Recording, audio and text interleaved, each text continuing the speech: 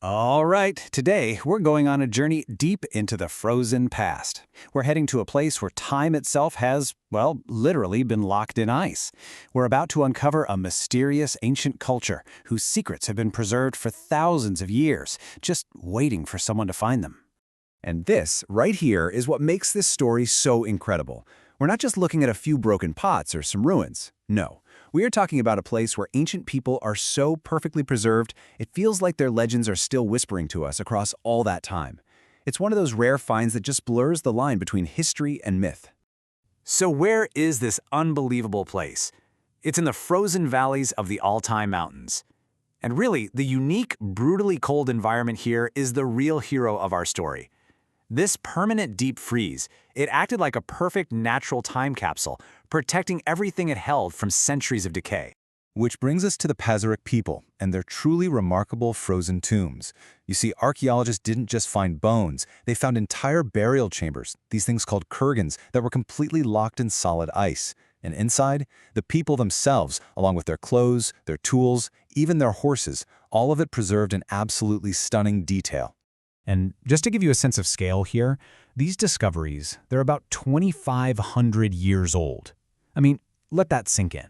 That is a staggering amount of time. We're talking about a culture that was thriving centuries before the Roman Empire even hit its peak. And thanks to all that ice, we can see them with a clarity that is just almost unheard of in archaeology. Okay, so this is the crucial question, right? When you have bodies and artifacts that's perfectly preserved, how do you actually learn about their culture? What kind of clues do the Pazyryk leave behind that can tell us about their lives, their beliefs, and how they saw the world? Well, the clues they left are astonishingly personal. I mean, right on their skin, you find these intricate tattoos that tell stories of shamans and powerful animal spirits.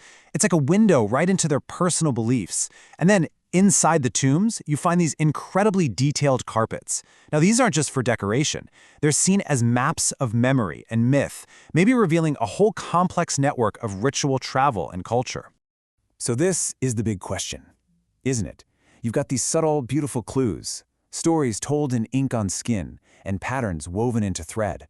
When you start to piece it all together, what kind of world do they actually reveal?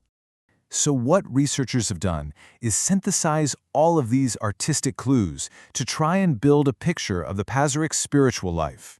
They didn't have written records, you have to remember, but their art, it speaks volumes. And it suggests a belief system that was all centered on a world that existed somewhere between our physical realm and the spiritual one. And what starts to emerge is this culture of just incredible contrasts. Think about it. They lived in this brutal, unforgivingly cold environment, yet their inner lives were anything but barren. They held vibrant ritual feasts, they created these intricate paintings, and they had this deep, powerful belief in spectral omens, signs and messages from another world. It seems like their whole worldview flowed directly from their environment. So, step one, you start with the material world, a life just defined by that immense, brutal cold. Now, that probably led to step two, a belief in powerful spirit guardians, beings who could move between these different realms. Step three was the connection. They used rituals as a way to touch the unknown. And this all leads to their view of the afterlife, where their tombs weren't just graves. They were rooms of frozen memory, preserving them for whatever journey came next. When you look at all this, it is so clear that these discoveries are more than just historical artifacts. They're echoes in the ice. It's a past that feels so immediate, so present, that it just refuses to stay quiet. So why? Why do these ancient people still capture our imagination so powerfully today? There's this fantastic term for it, history with a chill. And it's the perfect description, isn't it? It's that rare, almost unsettling feeling you get when you're studying a past so perfectly preserved that it feels tangible, almost alive. It's a direct, visceral connection to people who lived thousands and thousands of years ago. In a way, what we're doing is tracing a lineage directly from their ancient burial rites to our own modern nerves. Their really complex relationship with life and death and the worlds beyond. It touches on the same kinds of questions we still ask ourselves today. Their desire to preserve their loved ones in these rooms of frozen memory. That resonates with our own very human anxieties about being forgotten. And that's really where we have to leave it. The ice in the Altai Mountains, it's slowly melting and it's revealing more of these frozen tombs. The past, as we've seen, refuses to stay quiet. And as more of these icebound gatekeepers are uncovered, it just makes you wonder, what will they say next?